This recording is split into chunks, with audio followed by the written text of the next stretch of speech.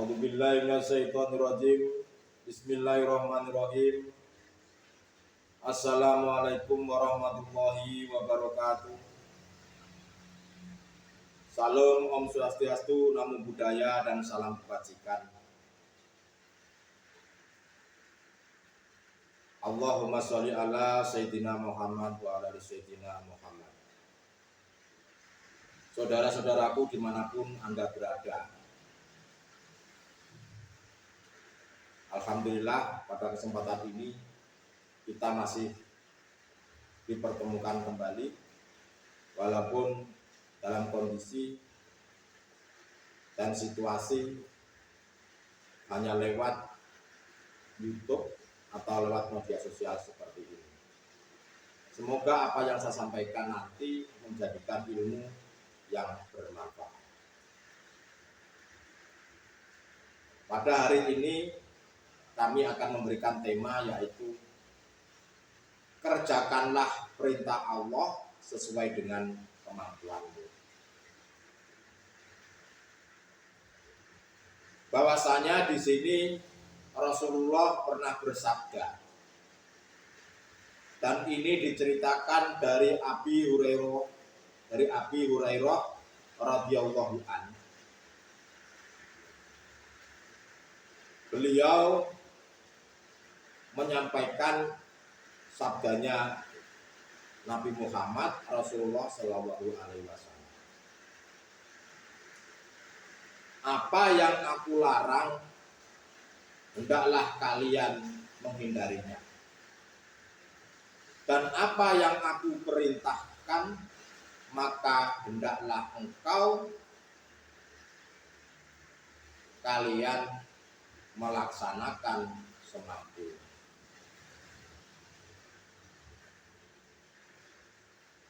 Sesungguhnya kehancuran orang-orang sebelum kalian adalah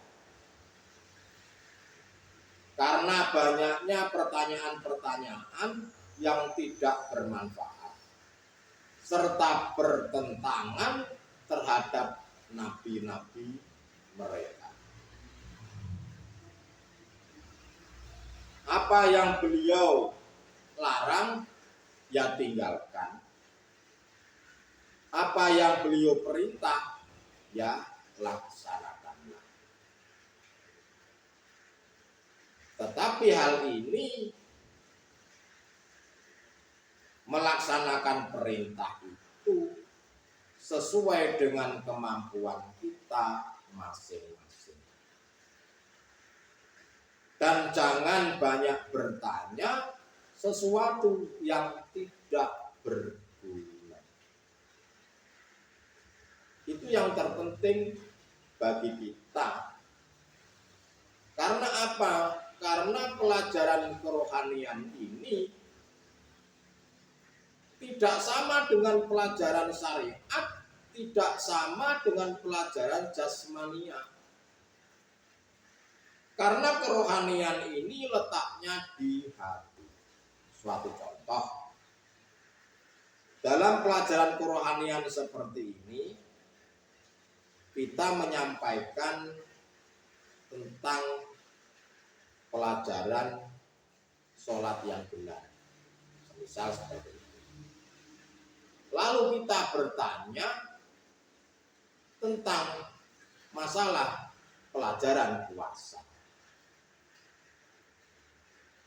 Nah, artinya apa? Nah, pelajaran puasa itu dikaitkan dengan pelajaran syariat.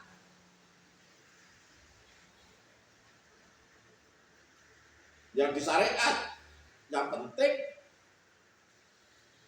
tidak makan di siang hari, dari mulai subuh sampai maghrib. Itu yang diajarkan.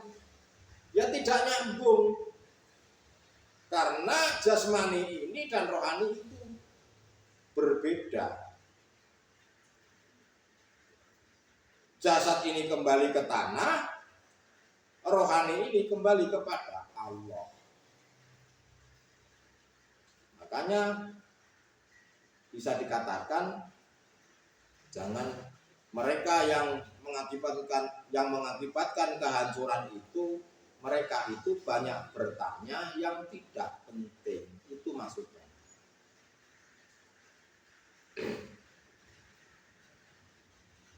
Jadi begini saudara-saudara. Maksud yang sebenarnya adalah tentang urusan-urusan keduniawiaan ini, urusan-urusan yang dilarang, sesuatu itu yang menjadikan hatimu sirik terhadap Allah. Itu yang dimaksud sesungguhnya dilarangnya, yang dilarang oleh Nabi Muhammad Rasulullah Shallallahu Alaihi Wasallam. Hatimu ini jangan sampai sirik terhadap Allah. Karena apa? Mungkin saja dosa sirik yang dilakukan badan jasmaniah ini mungkin mudah untuk diampuni. Tetapi yang paling sulit dan banyak yang tidak disadari manusia itu adalah siriknya hati, yaitu sirik khafi yang masih menyekutukan Allah, yang masih menduakan Tuhan yang Maha Esa. Kenapa saya bilang begitu? Contoh, saya ini alim. Nah, itu dikatakan manusia. Kelihatannya jasmaniah ini alim. Tetapi tidak tahu di dalam hati kita ini merasa hambanya ini yang paling alim. Itulah yang dikatakan sirik khafi, sirik yang tidak diketahui oleh manusia yang lainnya, tetapi sirik yang hanya diketahui oleh hati diri kita masing-masing. Siriknya hati masih mengimani, masih meyakini bahwa diri saya ini alim hambanya. Padahal yang alim itu hanyalah Allah. Itulah saudara-saudaraku banyak dilakukan oleh umat muslim khususnya, apalagi di luar muslim. Ya, semoga saja pelajaran kerohanian seperti ini tidak hanya diabaikan begitu saja.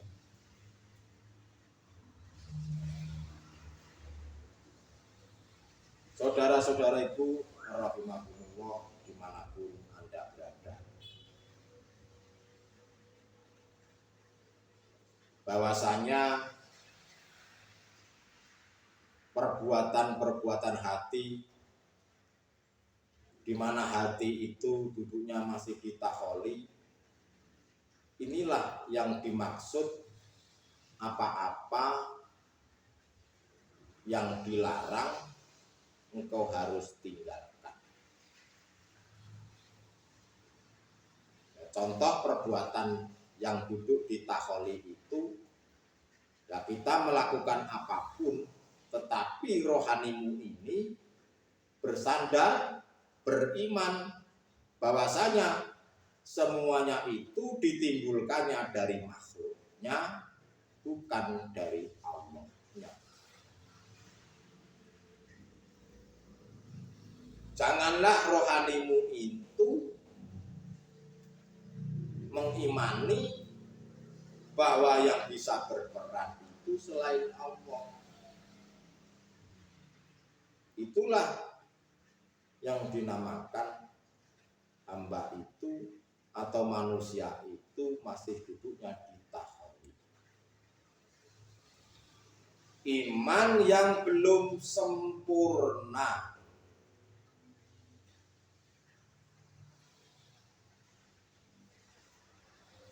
dalam segi apapun, baik yang menghendaki, baik yang menguasai, yang mengarahkan, dan apapun itu, bahkan mengenai sholat, zakat, haji, dan lain-lain itu adalah sebetulnya hanya perbuatannya Allah. Jangan aku akuin dirimu ini. Karena kenapa dirimu ini masih mengakuin dirimu sebagai yang bisa segala-galanya? Ya duduknya masih ditakoli. Iman kita belum ditingkatkan sampai ke ma'rifatullah.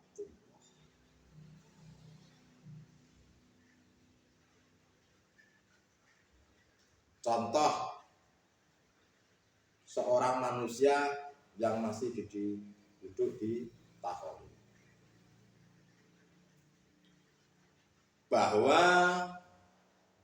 ini kan musim hujan, bahwa jalanan becek ini disebabkan oleh air hujan. Itu contohnya yang pertama. Contoh yang kedua, padiku ini mati dikarenakan dimakan hama. Dan inilah yang dimaksud bahwasanya yang Rasulullah larang. Lalu apa yang diperintahkan Rasulullah? Condongkanlah hatimu kepada Allahnya. Bahwasanya di situ ada sesuatu yang paling halus, yaitu Allah Subhanahu wa Ta'ala, yang meliputinya segala sesuatu itu.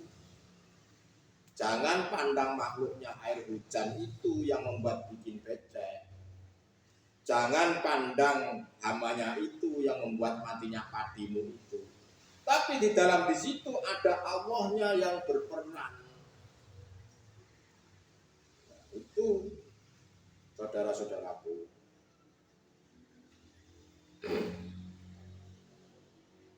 Dari jagat timur sampai jagat barat, itu sesungguhnya adalah miliknya Allah atau miliknya Tuhan yang maha segala-galanya. Kita itu manusia ini sesungguhnya tidak ada sama sekali campur tangan atau peran. Manusia ini sesungguhnya, manusia ini sejatinya hanyalah patung.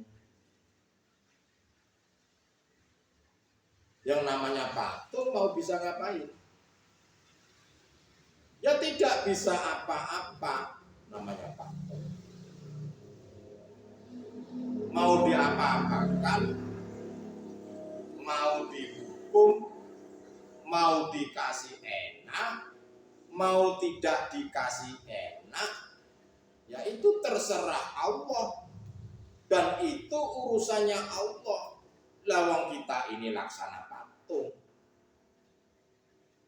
Permasalahannya yang membuat sulit adalah kita ngaku-ngaku bisa. Itu masalahnya.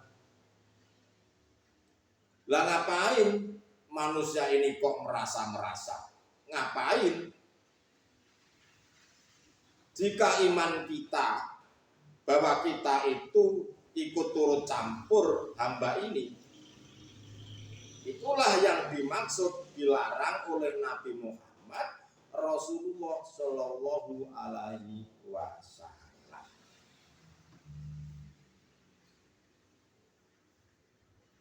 Kalau Rasulullah atau kata Rasulullah, apa yang aku perintahkan, lakukanlah sesuai dengan kemampuanmu. Contoh, pada waktu saat kita sedang suhud, entah itu suhudnya 10 menit, entah itu 10 menit, ya itu lakukanlah. Lakukan saja sesuai dengan kemampuan kita, sesuai terhadap diri kita. Itu lakukanlah, walaupun hanya sebentar. Tapi jangan dianggap remeh dalam keadaan suhud itu. Maksudnya bertajali.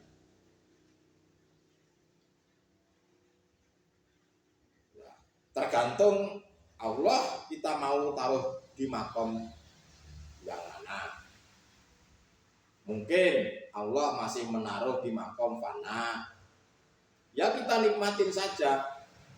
Atau kita masih ditaruh di makom kamil, ya syukur-syukur kita sudah ditaruh di makom bako. Makom bako itu makom yang kekal, di mana kita selalu berpikir, selalu mengingat kepada Allah Subhanahu wa Ta'ala. Yang terpenting kita diri manusia ini berusahalah untuk selalu mengingat Allah Subhanahu wa Ta'ala. Dan ini pastinya bagi orang-orang yang sudah musahadah atau orang-orang yang sudah ma'rifatul. Ada yang diperintahkan Rasul dan ada yang dilarang oleh Rasul. Hakikatnya adalah perintahnya Allah Subhanahu wa Ta'ala itu sendiri. Karena sudah dikatakan bahwa manusia, makhluk ini, sejagat alam raya ini tidak bisa ngapa-ngapain laksana patung. Seperti halnya contoh ini, saya ini, kalau saya bisa ngomong seperti ini, sesungguhnya ya bukan jasad ini yang bisa ngomong, sesungguhnya bukan badan ini, kulit ini yang bisa ngomong, tetapi yang bisa mengomongkan ini sesungguhnya hanyalah duk yang memiliki nama Allah. Ya iman kita harus duduk di situ, kemusahadah Allah.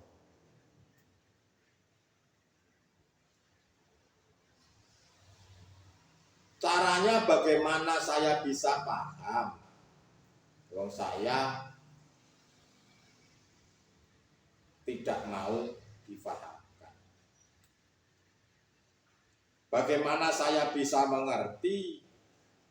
Bagaimana saya bisa membangun? Lawang saya mengabaikan ajaran-ajaran rohaniah seperti ini.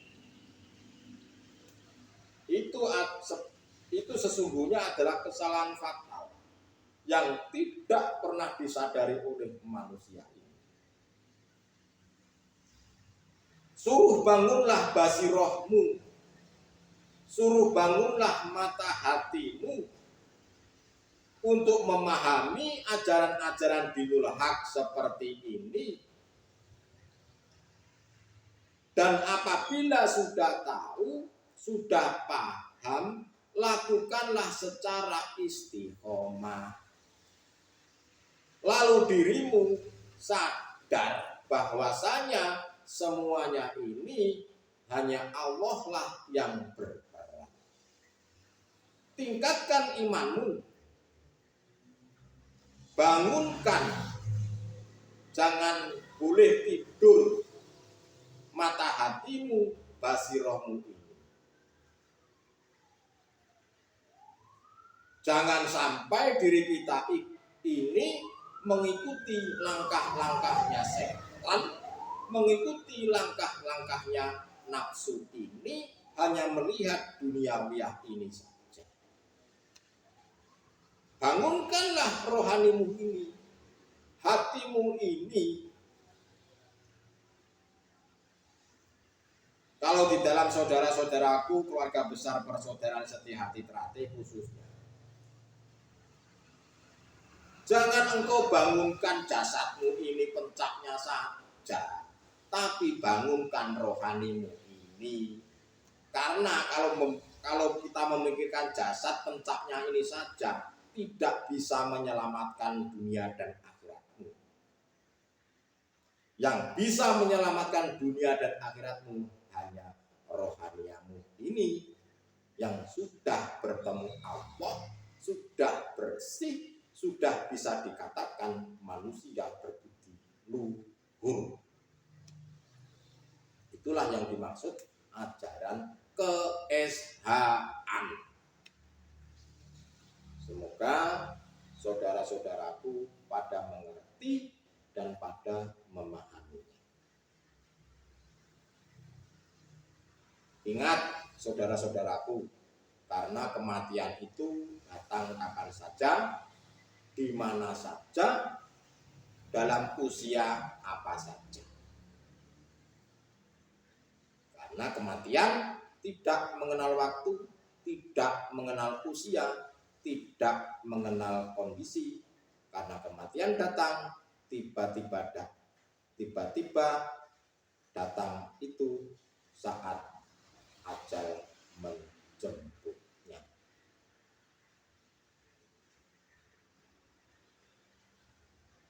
Saudara-saudaraku dimanapun Anda berada, bangunkanlah dirimu dengan air kehidupan ini. Apa yang dimaksud dengan air kehidupan ini adalah sebuah ilmu, sebuah amal yang dilakukan secara istiqomah. Ilmu yaitu ajaran dinul haq seperti ini. Amal adalah bentuk laku uzlah, semedi, meditasi, kholwat, dan lain-lain sebagainya. Sedangkan istiqomah adalah selalu kita lakukan dan kita biasakan. Itu yang dimaksud dengan air kehidupan. Kesimpulannya adalah sesuatu apapun, baik dalam kondisi apapun, dalam aktivitas apapun, atau semua yang kita lakukan ini, rohaniamu ini harus duduk di tajalli Allah. Itulah perintah Allah lewat para rasul-rasulnya, lewat para kekasih-kekasihnya.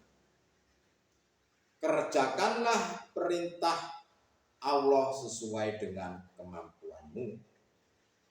Ma'rifatlah terhadap Allah sesuai kemampuan masing-masing. Pegang teguhlah tali Allah dengan cara berzikir sirul asrar. Jika imanmu sudah dimusahadah, walaupun hanya 10 menit, itu termasuk sudah dijadikan kekasihnya Allah Subhanahu wa Ta'ala. Sebelum saya akhiri, kita akan memberikan yang namanya benang merah bahwa ajaran syariat jasmaniyah tidak akan pernah ketemu jika kita selalu kait-kaitkan pelajaran Qur'aniyah ini dikaitkan dengan pelajaran basariyah akal ini. Karena ajaran Qur'aniyah itu letaknya di hati, bukan di akal ini. Seperti halnya Nabi Musa berguru kepada Nabi Khidir. Dekatilah guru akhirat, dekatilah guru-guru, pelatih-pelatihmu, mursyid-mursyidmu yang mengarahkan kepada ajaran ma'rifatullah, ajaran dinul haq, ajaran yang mengajak dirimu menuju akhirat. Engkau dekati guru-guru akhirat itu. Jangan hanya cuma ngurusin urusan guru jasmaniah ini saja. Karena kalau dirimu hanya mengurusin pencaknya saja, jasad ini tidak akan pernah menyelamatkan dirimu di akhirat. Untuk itu, saudara-saudaraku, bagi yang sadar, ayo kita kibarkan bendera ajaran Rasulullah, ajaran dinul haq, ajaran hakikat makrifat, ajaran yang menjadikan manusia berbudi luhur. Jadi kesimpulannya adalah, saya ulang lagi, apapun yang engkau kerjakan di dalam aktivitasmu sehari-hari, condongkanlah hatimu selalu terhadap Allah Subhanahu wa Ta'ala sesuai dengan kemampuanmu. Saudara-saudaraku, dimanapun Anda berada, semoga apa yang saya sampaikan sedikit banyak ini menjadikan sebuah ilmu yang bermanfaat, dan semoga Anda yang mendengar sampai selesai bisa diamalkan kepada saudara-saudara yang lain, supaya kerohanian saudara-saudara yang lain menjadi baik dan benar, menjadi insan manusia yang berbudi luhur, tahu benar dan salah. Untuk itu saya akhiru kalam, usikum ala sibita Allah. Wassalamualaikum warahmatullahi wabarakatuh.